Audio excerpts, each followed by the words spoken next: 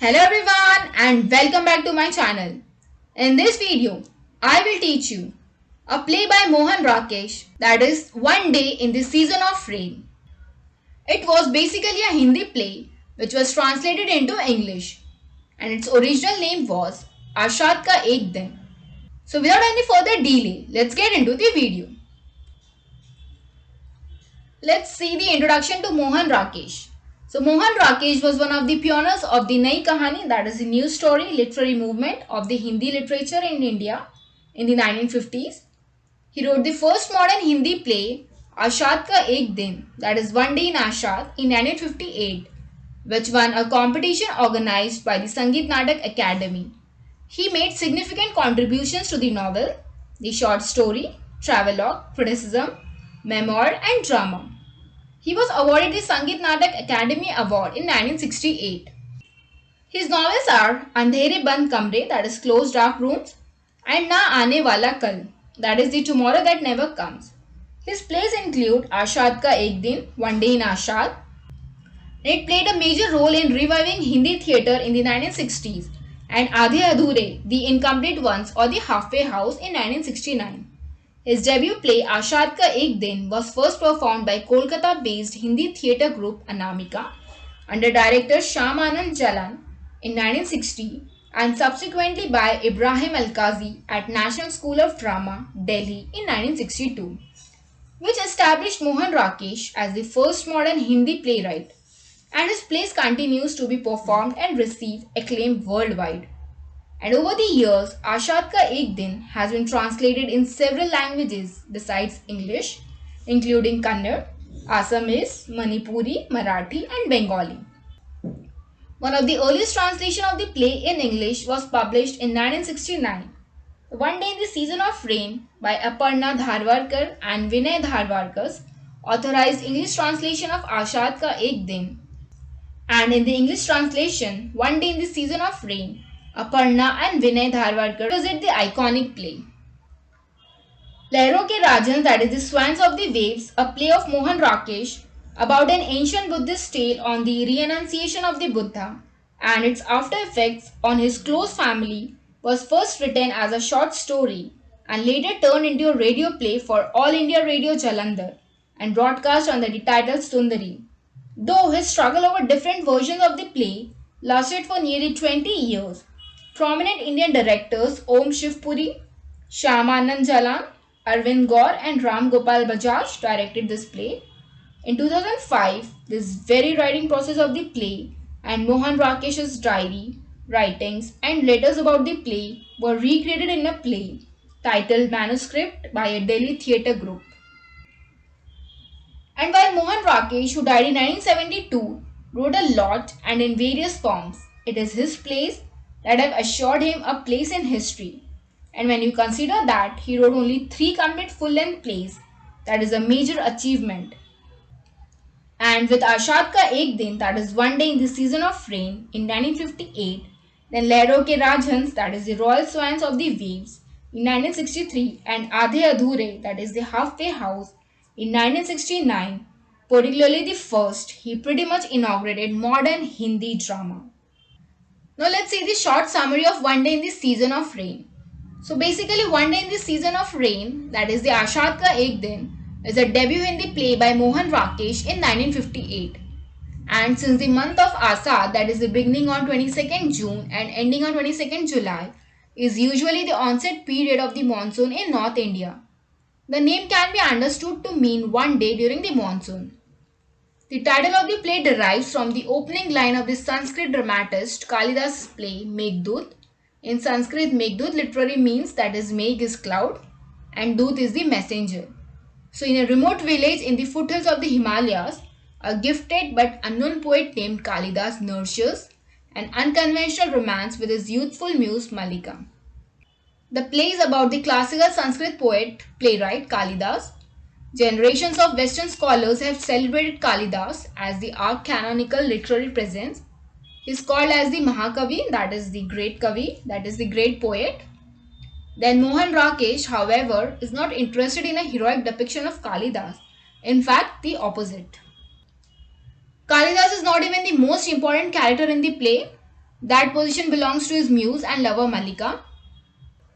Kalidas is torn between Malika and his own ambitions. When he is offered the position of the royal poet in the court at Ujjaini, he is filled more with trepidation than happiness. It is Malika who encourages him to live. She believes in his talent, but she also believes in him. She believes he will call for her, but of course he never does. On the contrary, he marries a rich, sophisticated woman. Malika in turn marries Willow, who both Kalidas and she loathed. And when in the end Kalidas does return, it is too late.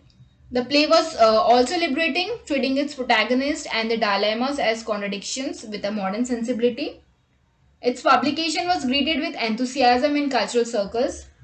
As a theatre director, Satyadev Dubey said that the play electrified the literary and theatrical circles because it was a revolutionary breakaway from the earlier kind of theatre. And in 1959, it won the Sangeet Natak Academy's Prize for Best Play. The translators do a competent job when faced with the more poetic passages, but sometimes slip up with the ordinary lines. Thus, for instance, the sentence in Hindi, बैठे बैठे मन उदास हो जाता है, परंतु बैठे बैठे रोया तो नहीं जाता. And after translation it reads, one feels sad for no reason, but one doesn't just sit and cry. So the translators have broken up the original single sentence into two, for no apparent reason. Moreover, the translation of "baithe baithe" as "sit" in the second sentence not only makes it a bit awkward on the tongue, it actually misses the point. Sit and cry is something you do when you are unable to take any action in response to something said, whereas all Malika means is that one can feel sad for no reason, but one doesn't cry for no reason. So at the heart of the play is a compelling but all too common conflict between an idealist's adherence to values and the pursuit of material well-being and fame, between art and power, between love and success. So by placing the conflict in the character of Kalidas, Mohan Rakesh gives it a timeless quality. Malika sacrifices a lot for Kalidas, who in turn spurns her love, but she is no wimp and comes across as a strong, even if tragic character. So the fact that the play, a masterpiece of the modern Hindi stage, has been reissued in a handsome new edition is a welcome development. So now let's see the plot of One Day in the Season of Rain. So basically One Day in the Season of Rain is a three-act play centered on Kalidas's life sometime in the 100 BC to 400 CE period. In the first act, he is leading a peaceful life in Himalayan village and is romantically involved with his sweetheart Malika. However, he is approached to appear at King Chandragupt's court in far-off Ujjaini. Torn between his current idyllic existence and love on one hand and the desire to achieve greatness on the other, he lives for Ujjaini in a conflicted state of mind. Malika wants the best for the man she loves, so she encourages him to go to Ujjaini. The love of poet Kalidas and Malika is not approved by Malika's mother, that is Ambika. And at this time, Kalidas has composed his first long poem Ritu Sambar. He wins recognition in the court of Ujjaini and the king has sent his horsemen to bring him.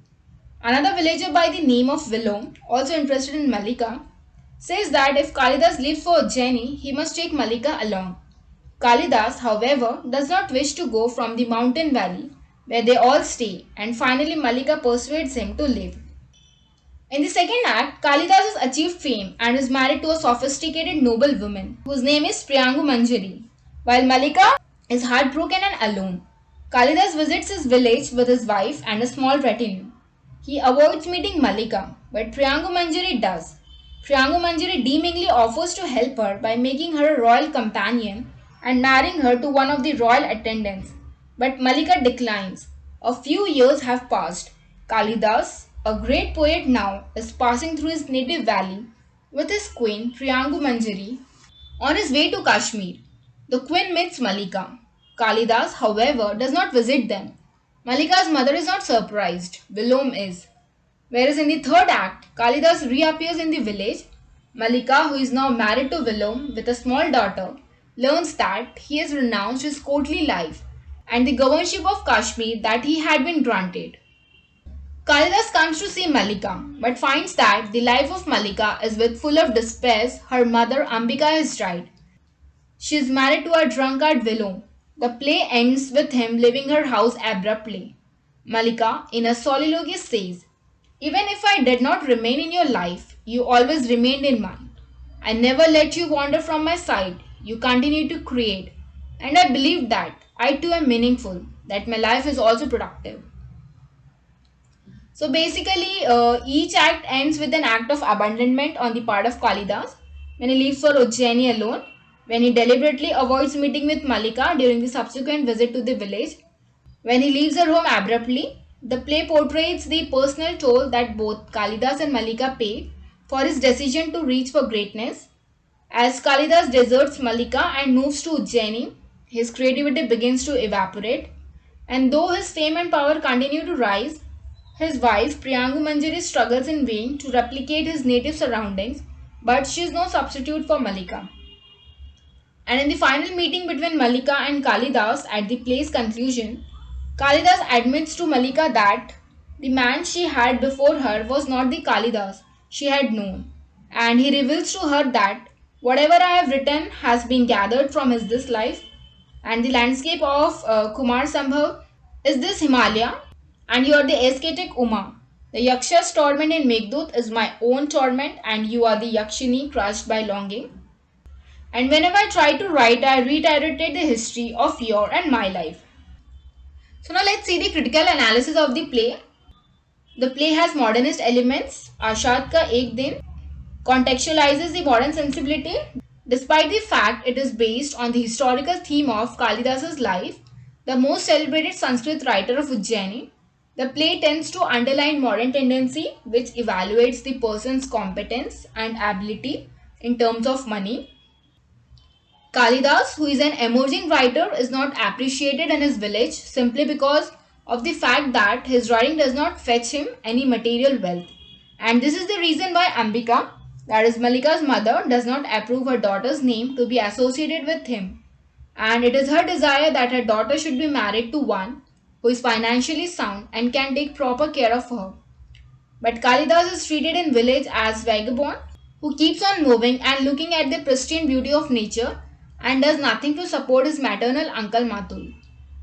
He comes into limelight when his work Ritu Sambar is appreciated for its literary merits and he is gracefully invited to be the court poet of Ujjaini. Though he is not willing to leave his village for this honor, he is convinced by others to go there and accept the royal wish. He is then further convinced that talent fully develops if it is taken care of by some patronage. Then Nikship feels that Kalidas is forgetting out of emotion, that he will lose everything by disregarding this opportunity, and competence contributes to form one-fourth of the personality. Remaining is accomplished by regal honor. Kalidas must go to the capital, that is the Ujjaini, and in above lines, modern key to success is reflected. A man succeeds to the fullest if he is well connected. This happens even today, that a talented person may not necessarily excel at his own, but it is ensured that if he has royal patronizing agency to flourish his talent. Willem, who is always critical of Kalidas, and Malika expresses his desire that Kalidas needs to enjoy royal honor. He craftily advises so because he knows that he may be able to wed Malika only in the absence of Kalidas. Then the other character Matul, maternal uncle of Kalidas, wants Kalidas to proceed to Ujjaini so that he may be benefited being a relative of Kalidas. He really enjoys the benefit of this connection and gets his house well constructed. In modern times, it is generally seen that people establish their political and other connection so that they may reap the benefit of such connections, and when they require, it is only Malika who tries to persuade Kalidas to go to Ujjaini so that his talents may fully blossom, and she has no vested interest of her own. She loves him for his poetic talents, and this is the reason that despite his poverty, she craves to enjoy his company as portrayed in the beginning of the play. Kalidas is also tempted to material well-being as he suffered the life of destitution in his childhood. Although he is appointed as a national poet, he accepts the position of a ruler to become rich and to take revenge on those who had humiliated him in his bad days. He admits to Malika when he comes back from Kashmir as an unsuccessful ruler. "You were surprised that I was going to take over as a ruler of Kashmir. You might have felt it quite unnatural, but it does not appear unnatural to me. It was a natural reaction of a poverty stricken life. Possibly, it was the mood to take revenge on those who had humiliated and made fun of me sometimes. So, the characters like Ambika, Matul, and Vilom, and Kalidas himself appreciate the material success in life as they understand that wealth is essential for happy life. Thus, the playwright has successfully exploited the historical event into modern context. Now, let's see the characterization of the play. So, first we have Kalidas. He is a replica of historical and cultured Kalidas, but unique treatment of his character in the context of modern age makes him altogether different from historical Kalidas, who is known as the greatest poet of Sanskrit. He is neither good nor bad. He is extremely talented, but he is afraid and a coward, and his fears prove correct. He marries Priyangu Manjari and becomes king of Kashmir. He loves Malika, and even after marriage, he is never able to forget Malika. Mohan Rakesh regards the classical traits essential for an ideal hero and presents him having human sensibilities of modern age. This rendering offers the readers a new Kalidas, who is not accepted to be hero of the play, and even readers have no sympathy for such Kalidas, who is deprived of even basic human traits. So basically, Mohan Rakesh Kalidas is portrayed as a young man who is a lover of nature and appreciates its immaculate beauty and grandeur and composes poems on nature. And besides this, he is very kind towards the animals and takes care of them. And this is the reason that he picks up a wounded fawn and treats it with all care and affection. Then the next character that we have is Malika. She is the main lead character of the story. So she is the main lead character of this story. So are you surprised that it is not Kalidas, but Malika is the heart and soul of this story? She gives up everything, even her love for Kalidas, so that he becomes successful. She is his inspiration. She shows how true love should be, and Malika's love is inspiring, unquestioning, devoted, sacrificing, and she asks nothing in return. Even though Kalidas marries Queen Priyangu Manjari, Malika remains his only love and inspiration. She is the epitome of love. She is a metaphor of true love. She emerges as a protagonist from beginning till the end of the play, and spectators appreciate her endurance and balanced thinking even in adverse situations. She is most cultured, modest, and innocent girl in entire village. She is very self-reliant and self-respected character who does not expect any assistance from anyone.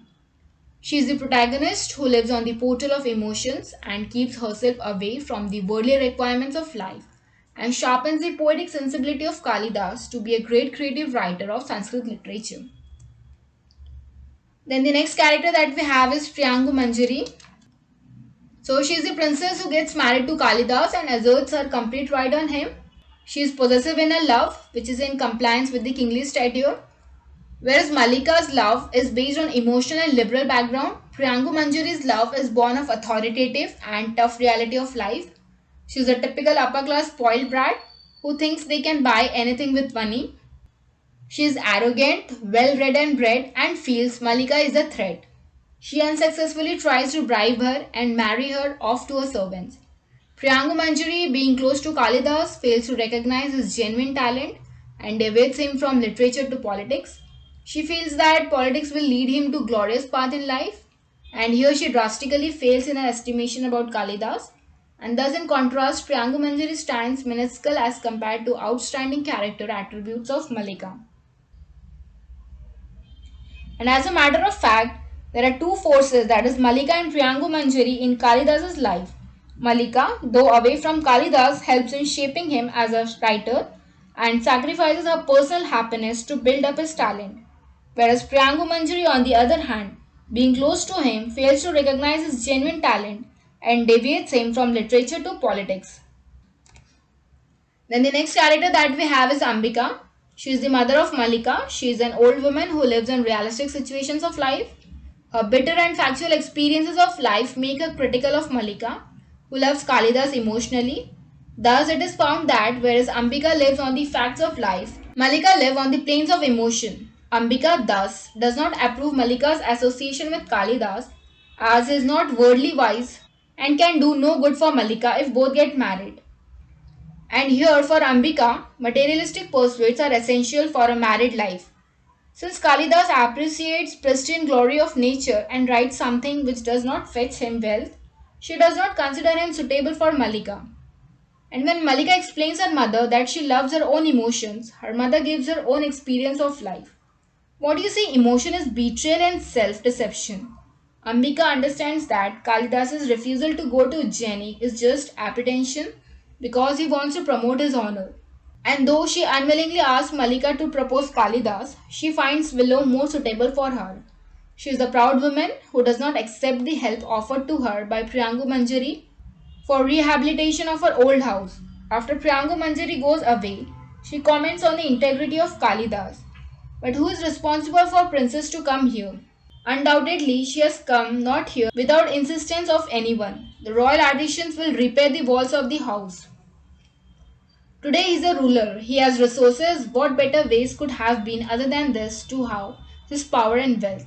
Thus, Ambika is like a worldly mother, very simple and innocent, who is always worried about Malika's marriage with some suitable man so that she may have quite good, peaceful and happy future. However, her presence in the play as a traditional woman, honest, sharpens of Malika as a protagonist who asserts her right in modern context. Then we also have some minor characters in the play. So first we have Willem. He seems to be a villain on surface, but he is not. He is a metaphor of an average person who lacks talent and thus is bitter. And because of this bitterness, he says things to hurt others, whereas talented people like Kalidas camouflage that in fancy words. He is a male character who is temperamentally opposed to Kalidas. Though he is not a villain, he is always said to confront him with all possible means to compensate his weakness and incompetence.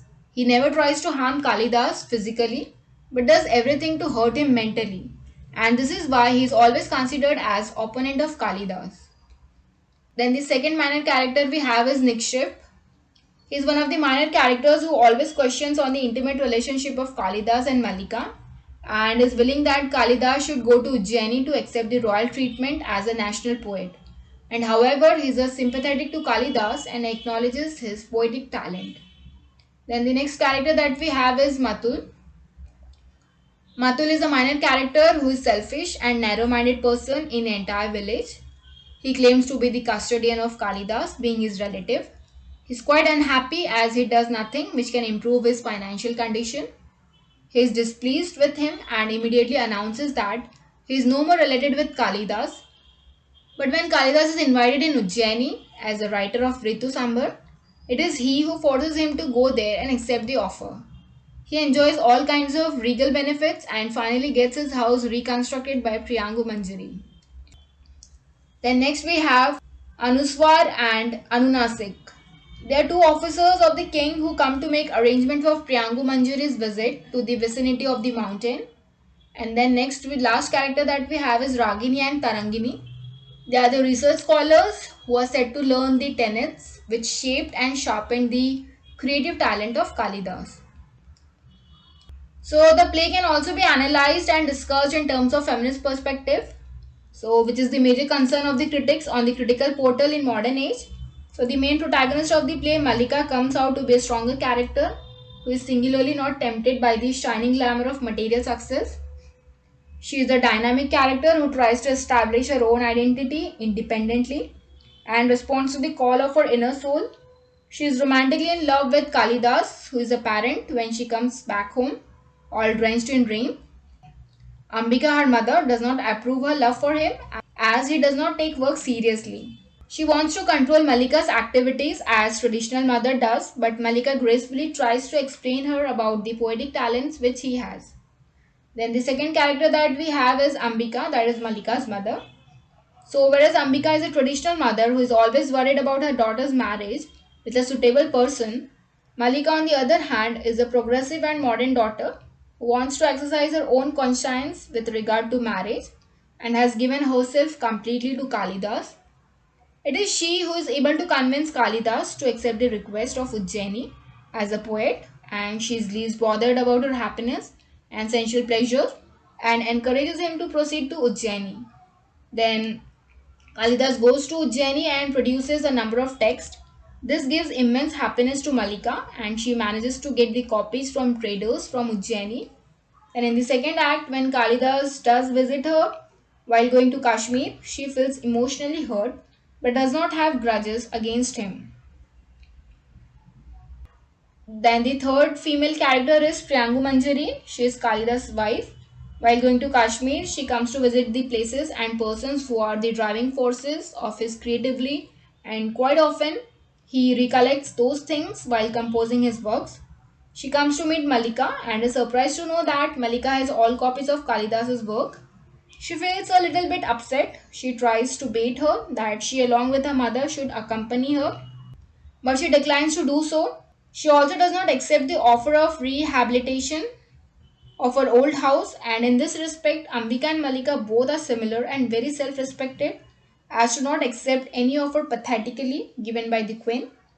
The queen wants to orient Kalidas in politics, but his natural talent lies in art, and thus he does not succeed in suppressing the rebellion of Kashmir. The basic difference between Malika and Priyangu Manjari is that Malika recognizes his natural talent and promotes it at the cost of her happiness. On the other hand, Priyangu Manjari, despite her knowledge that he is interested in creativity, pushes him into politics which he is not equipped with. She feels that Kalidas is a king and she will enjoy all royal pleasures through him. So thus it is seen that there are three female characters who have various dimensions. Ambika is a traditional woman who thinks for the well-being of her daughter and to restrain her association with Kalidas, which is socially unacceptable. Malika is the second character who is powerful, energetic and self-respected and self-reliant. She is loyal and honest in her love towards Kalidas and takes all positive measures to promote his artistic temperament. Priyangu Manjari, the third female character, is very weak and selfish who wants to purchase honor of Malika and Ambika, which she fails to do. She pressurizes Kalidas to be king, but he cannot prove lineup and becomes an unsuccessful ruler. If she had promoted artistic temper of Kalidas, she would have commanded our respect. So with this, we have come to the conclusion of the play. So basically, it is a short play divided into three acts about the life of a budding poet Kalidas. More so about his lover Malika, devoting her emotions and in effect her whole life. This classic three-act play by Mohan Rakesh is perhaps more aptly described as One Day in the Season of Rain because each of the three acts is set on a day of the monsoon months of Aashadh, several years apart. The setting is a single one, the home of a poor widow named Ambika, who lives with her daughter Malika. Ambika, Malika and the man Malika loves, a love that she equates with emotion, much to the disgust of her cynical and more worldly wise mother, the poet Kalidas, are the three main characters of this play, with a fourth, a man named Willom, acting as the catalyst in several instances. The story of One Day in the Season of Rain is simple enough. It begins on a stormy day in Ashad when a playful, joyous Malika, wet from the rain, after a rendezvous with her beloved Kalidas, comes home to a stern Ambika, who disapproves of Malika's relationship with Kalidas. Malika teasingly keeps putting off her mother's scolds. Their conversation and the entire life of the village is disrupted by the arrival of a royal messenger who brings news. Kalidas, thanks to his already considerable fame and talent, has been appointed the royal poet. That is the Rajkavi. It is a huge honor, and Malika is both happy for her beloved and sad because he will go away to Ujjaini, but Kalidas intends to refuse the offer. A few years later, again in Ashad, again in Ambika's house, and then years later, another Ashad, another day in Ambika's house, where circumstances have undergone a sea change and people too have changed. So, One Day in the Season of Rain is primarily a play about human nature, about the dynamics between people, the way our personalities and our emotions govern the decisions we make, and the far reaching consequences of those decisions, not just on our lives but on the lives of others. It's a play about ambition and greed, about love and simplicity and sacrifice.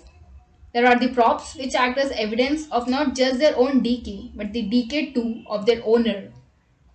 There is the growing ennui, the palpable sense of detachment, and there is the motif of the bark paper which Malika prepares for Kalidas, hoping that he will someday write his magnum opus on them, that is especially poignant, growing even more so in the last act. The play ends with him leaving her house abruptly. Malika in a soliloquy says, "Even if I did not remain in your life, you always remained in mine. I never let you wander from my side. You continued to create, and I believe that I too am meaningful, that my life is also productive."